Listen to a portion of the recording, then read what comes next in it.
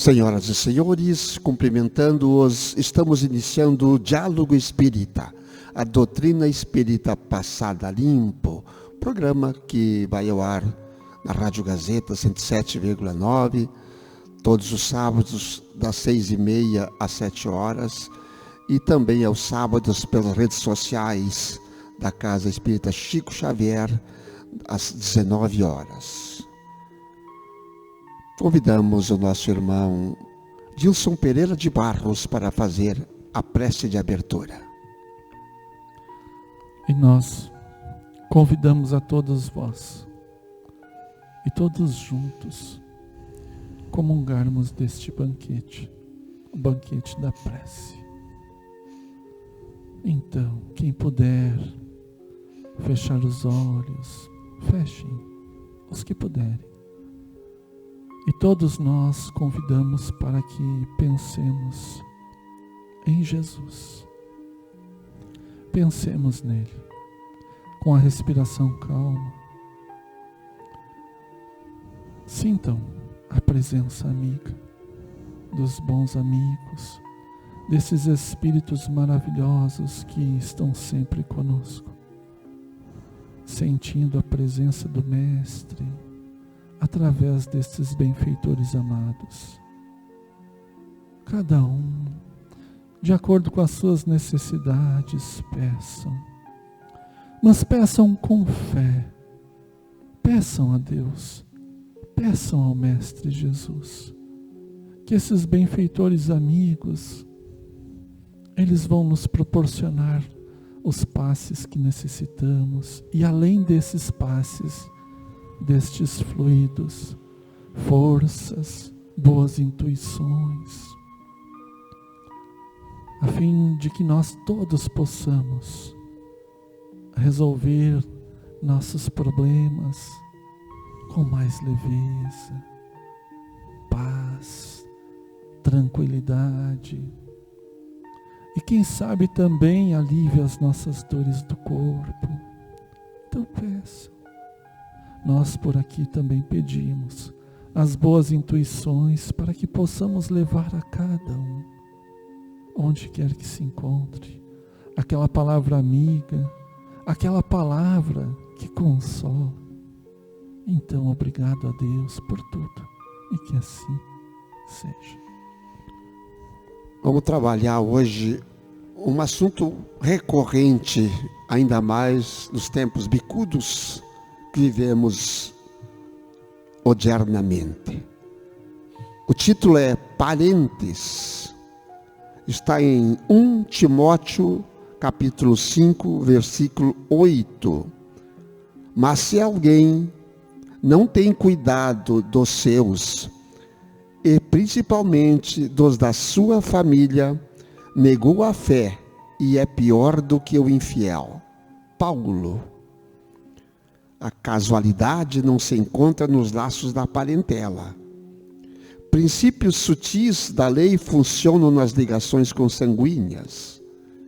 Impelidos pelas causas do passado a reunir-nos no presente, é indispensável pagar com alegria os débitos que nos emanam a alguns corações, a fim de que venhamos a solver nossas dívidas para com a humanidade.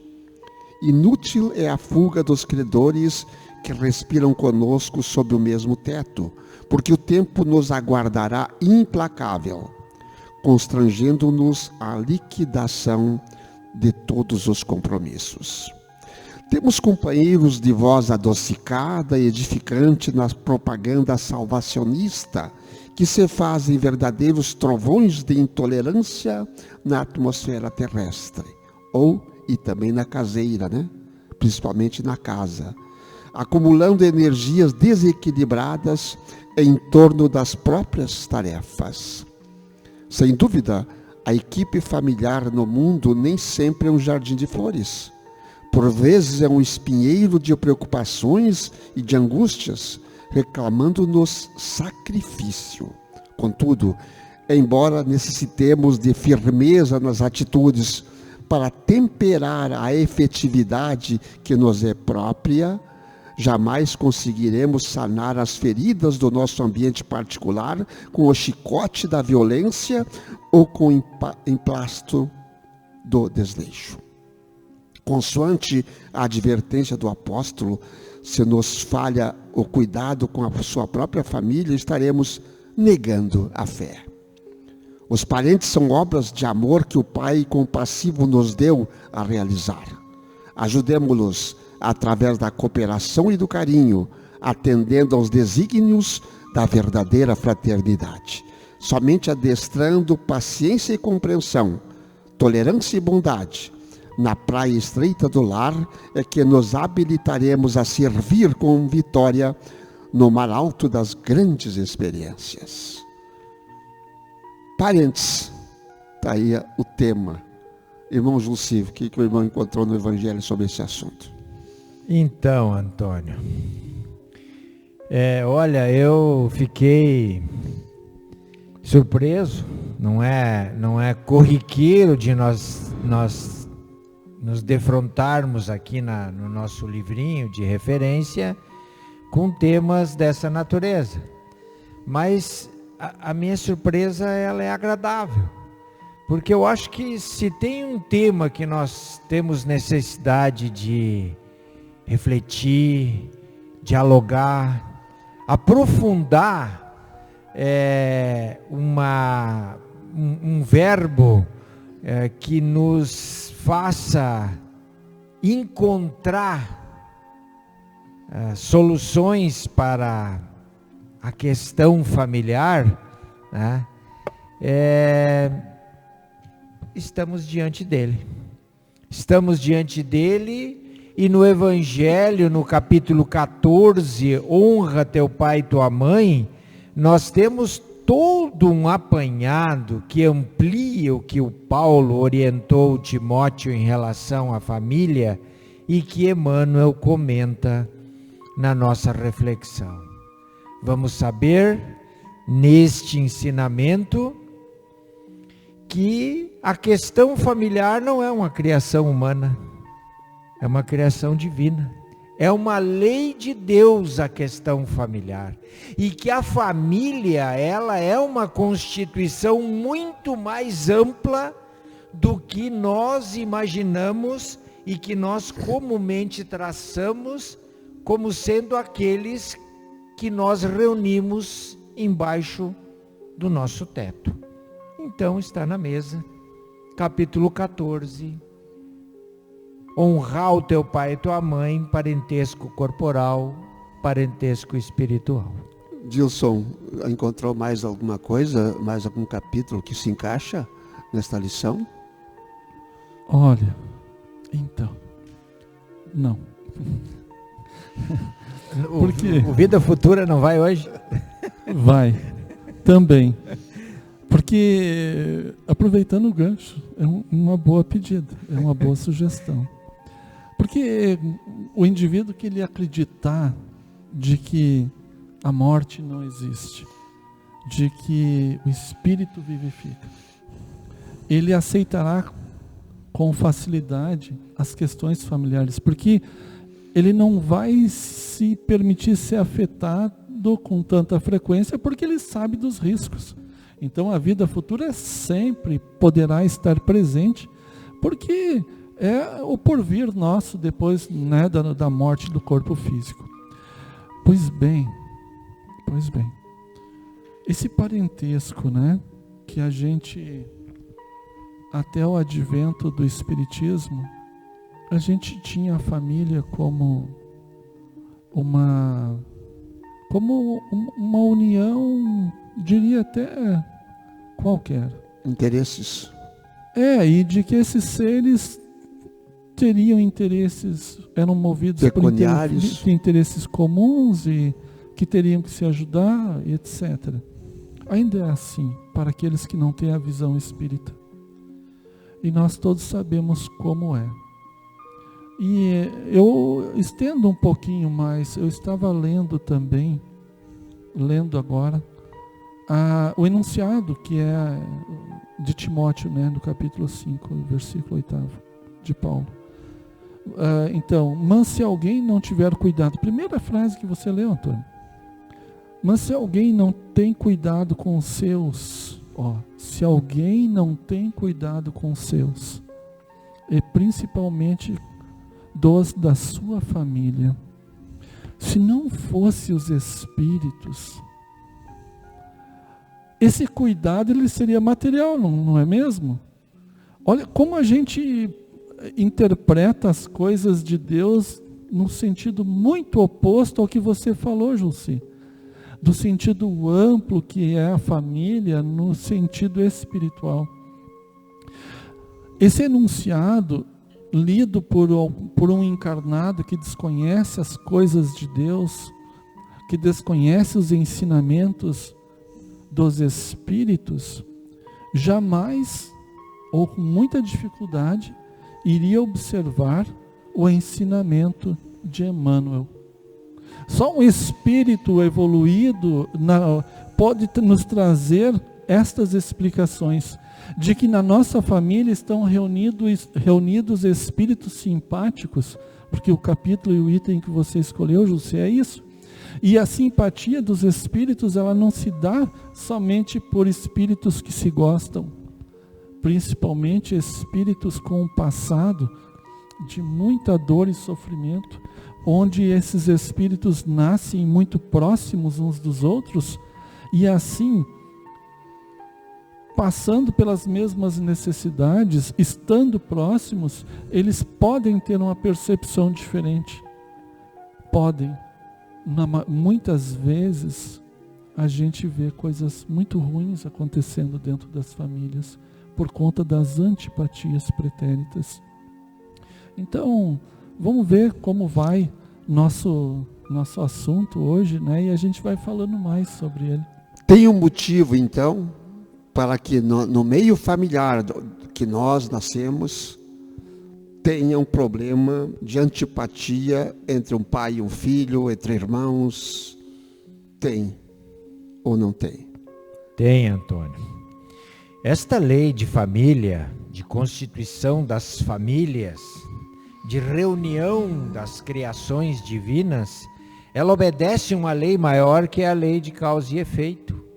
E a lei de causa e efeito é o que faz com que nós respeitemos,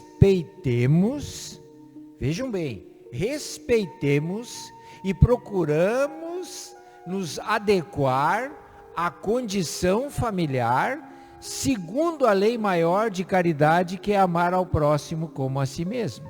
Então, amar ao próximo como a si mesmo, dentro da família, ela está obedecendo a lei de causa e efeito.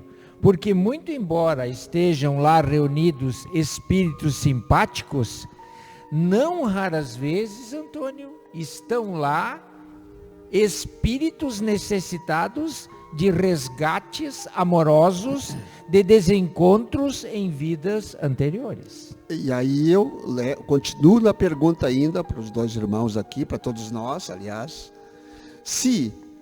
que isso quer dizer então, que esta família que vivemos hoje, encarnados, que nós vivemos hoje, pode não ser a família espiritual real nossa? É uma pergunta de seleção. Bom, segundo o nosso banquete, que é o Evangelho, pode não ser a família espiritual. Pode não ser. A reunião... Isso é importante que as pessoas saibam disso. A reunião... Não quer dizer que não vamos cuidar dessa família agora. Eu estou olhando para a frase. Ela tem uma finalidade. Isso. Os verdadeiros laços de família não são os laços de sangue, mas sim os laços de simpatia e afinidade de pensamentos, que unem os espíritos antes e durante e depois da encarnação. Eu estava aqui, então, te respondendo assim, Antônio, de forma objetiva, mas estava aqui pensando um exemplo para levar aos ouvintes, né? Do encontro de espíritos adversários na mesma família. Dentro da família. Então, supondo que no passado, em alguma existência anterior, eu falo existência porque vida é para o espírito. Aí são todas as existências. Vida é única só. É única. Isso. Então, cada passagem nossa na carne é uma existência. Então, em alguma existência pretérita, supondo que o Dilson e o Antônio hoje sejam irmãos consanguíneos. Aliás, nos acham parecidos aí por aí afora. Até o sobrenome. Pois então. Pereira. Então, voltando ao exemplo. Supondo que o Dilson e o Antônio venham como irmãos consanguíneos, e um de nós dois consegue progredir financeiramente, e o outro não. E começam os problemas, por conta de um agredir o outro, porque é incompetente, um ou o outro tem coração duro, e essa incompreensão se arrasta a vida toda, e esses dois irmãos, uma dificuldade gigantesca de interação social. Mas eles não vieram assim, não vieram para esse motivo. O motivo desta encarnação, para o exemplo hipotético Dilson e o Antônio, é para que o Dilson e o Antônio aprendam a se amar. E que essa existência então atual, pelo qual os dois se encontraram, aprendendo ambos a se amar, essa dívida pretérita se extingue. Então, se tolerarem, e muitas vezes, esses dois irmãos passam a vida se brigando, de alguma forma competindo, sei lá. E aí, a misericórdia divina, a engenharia espiritual, prepara em algum momento uma doença severa, porque os dois não se deram. Para que ainda tentando resgatar essa encarnação, uma doença pela qual unam os dois. Pode ser uma doença do nosso pai ou da nossa mãe, que é um terceiro que nos interessa. E muitas vezes a gente não entende por que nos acontecem essas coisas. Vamos conversando. Tem muita gente que agora pode estar fazendo a seguinte pergunta: mas nós temos uma família interessante, né? Mas fulano não se enquadra, fulano não se enquadra, fulano é diferente, fulano só cria problema, fulano não ouve ninguém, fulano nos enfrenta. Quando nós estamos diante deste probleminha, nós temos que ter, e nós pensamos nisso e tratamos num programa anterior, nós temos que ter a capacidade da compreensão da vida maior. Porque a lei que estabelece a reunião daqueles que vão fazer parte daquele convívio familiar, está convidando para que estes incompreendidos ou revoltados se enquadre, se ame, se acerte e se harmonize. Porque se nessa vida, pegando o exemplo que o Dilson colocou, nós brigarmos por motivos financeiros, por motivo de herança, por motivo de atritos emocionais em relação a ligações conjugais, nós vamos nascer junto de novo. Nós vamos nascer junto. Em piores condições. E com a situação agravada, exatamente. Então vejam bem, meus queridos amigos, irmãos, a importância de conhecer e o que a doutrina espírita faz com a gente. Quando nós nos deparamos com estes eventos no nosso círculo familiar e estamos a cavaleiro do conhecimento espírita, imediatamente vem à nossa mente racional a necessidade da composição amorosa. E daí basta que o sentimento e a emoção se harmonize, né, Antônio? Eu sou tradicionalista quase que por natureza. E o tradicionalista é aquele que busca o núcleo, o núcleo familiar, para mim, eu acho que para nós todos, é o mais importante de toda a sociedade. O núcleo familiar é a base da sociedade. É a célula. É a célula. E essa frase é a célula máter da sociedade. Eu sempre digo também que é a sociedade em miniatura. Uhum. Se nós pudermos buscar isso cada dia mais, sociedade em miniatura, for fazendo uma família, uma casa, um lar de verdade, onde não corra água fria pelas paredes, nós vamos estar exatamente buscando aquilo que nós vamos fazer nesta encarnação, vencendo tudo aquilo que nós viemos para vencer, que não é fácil. Não é. Então, olhem só, a primeira frase de Emmanuel: o acaso não se encontra nos laços de parentela. Não existe acaso. E a espiritualidade trabalhou e nós participamos desses projetos reencarnatórios de alguma forma. E tudo isso foi planejado, não existe acaso. Como o Julci disse, né? Aquela pessoa que está na família, mas que não parece que não tem nada a ver com a família. Mas de tudo isso, eu acredito que somos todos abençoados por Deus. É uma bênção de Deus nascermos com pessoas difíceis. E agora... convivermos também. E convivermos, mas será uma bênção vencermos, maior ainda é vencermos. Nas bem-aventuranças, bem-aventurados os aflitos, por vezes a gente está nessas condições aflitivas com um parente consanguíneo. É importante que a gente aprenda a se resignar e entender este irmão de caminhada. Irmão de caminhada, né, ele não é só um irmão consanguíneo, é um irmão de caminhada. Procurarmos ver o que ele tem de bom. Não ficarmos olhando os defeitos, porque nós temos esse jeito indevido de ficar, como nós conhecemos nosso irmão desde criança, nós sabemos dos seus defeitos e nós passamos a alimentar só as coisas ruins. É muito importante que aquele que tem uma afinidade com o Espiritismo, aquele que esteja nos ouvindo, que reflita nesses momentos. Reflita sobre o que estamos falando aqui.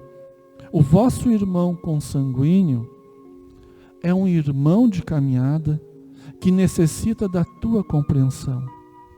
O meu da minha. Do meu olhar amoroso. Do meu perdão.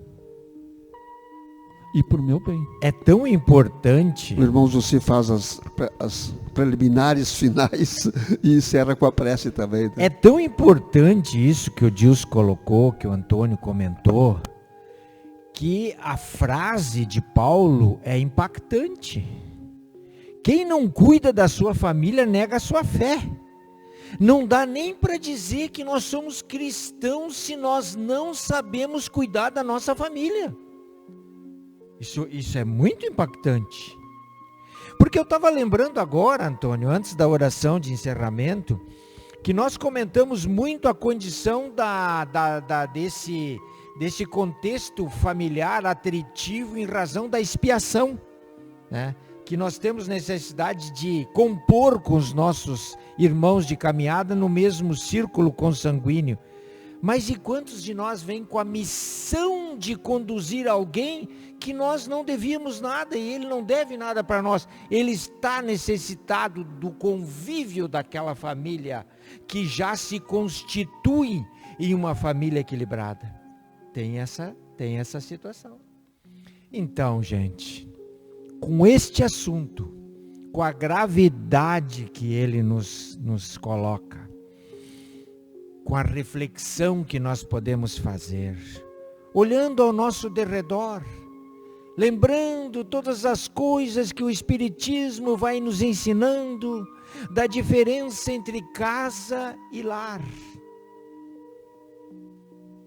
que possamos, neste momento que temos a ferramenta à nossa disposição, uma família, fazer bom uso dela. levar Jesus para dentro do nosso lar, fazer com que o seu amor e a sua misericórdia se distribua sobre nós, nos fortaleça nessas adversidades que antes de sabermos isso que aprendemos era tão difícil de praticar, mas que agora, sob a égide desta boa nova, amparados pelo Mestre e os seus prepostos, ganhamos força, ganhamos coragem e, sobretudo, temos a certeza de que o nosso Pai, o nosso bom Deus, nos colocou nesta atividade em nosso benefício. Sua lei é justa e perfeita. Obrigado, Senhor, por nossas famílias. Obrigado, Senhor, pelos exemplos e situações que ela produzem, que fazem com que eu descubra o que eu tenho que me melhorar na estrada que Jesus criou para nós evoluir. Muito obrigado. Que assim seja.